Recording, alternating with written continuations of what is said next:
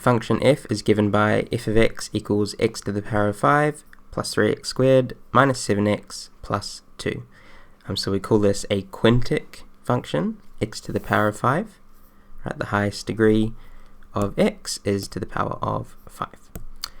The question asks us to find the gradient of this graph of the function at the point where x equals 1. So immediately it's talking about the gradient, and we are given the original function. So in order to find the gradient, we need the gradient function. So to find the gradient function, f prime of x, right, denotes the gradient function, or the first derivative. So we need to take the derivative of f of x. And so the derivative of a polynomial term is we take the power, in this case the first term, power of 5, multiply it out the front, so that becomes 5 times x to the power of, instead of 5, we subtract 1 from the power. So that would leave us 5x to the power of 4. Awesome, so that's the first term, but we can do the same for each other term. So plus 3x squared becomes plus 2 times 3 to give 6. X, instead of to the power of 2, we subtract 1, which leaves us 1. And when we have power of 1, we don't need to write that.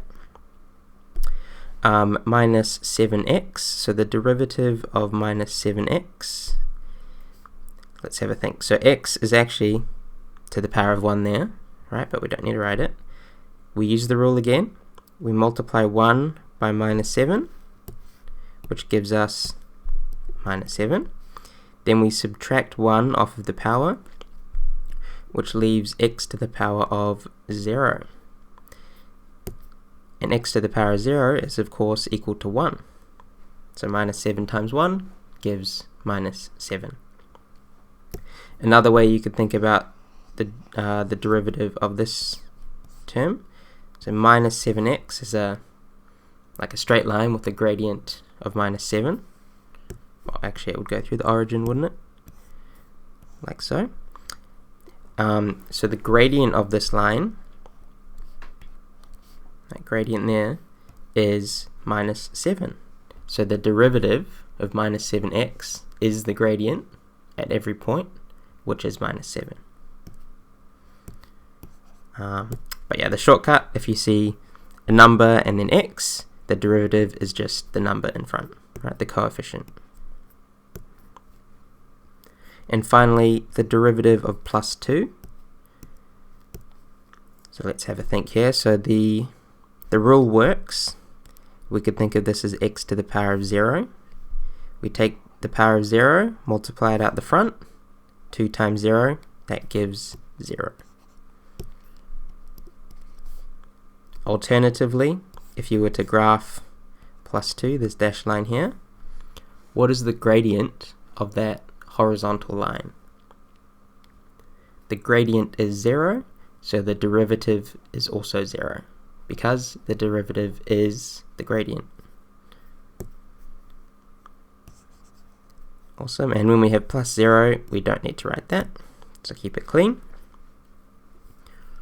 Awesome, so we found the derivative of f of x, and we call this the gradient function as well.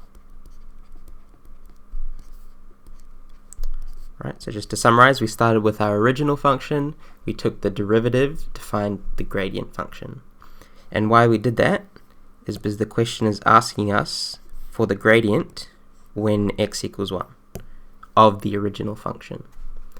So what we can do now is use our gradient function, but substitute in 1 in for x, which will give us 5 times 1 to the power of 4 plus 6 times 1 minus 7. So we can evaluate that.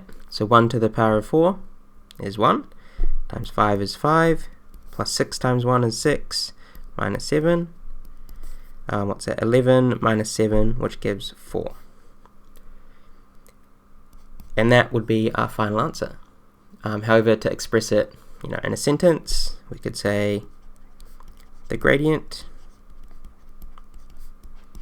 of f of x when x equals 1 is 4, right? And again, that is actually how we would read f prime of 1 equals 4. The gradient of f of x when x equals 1 is 4.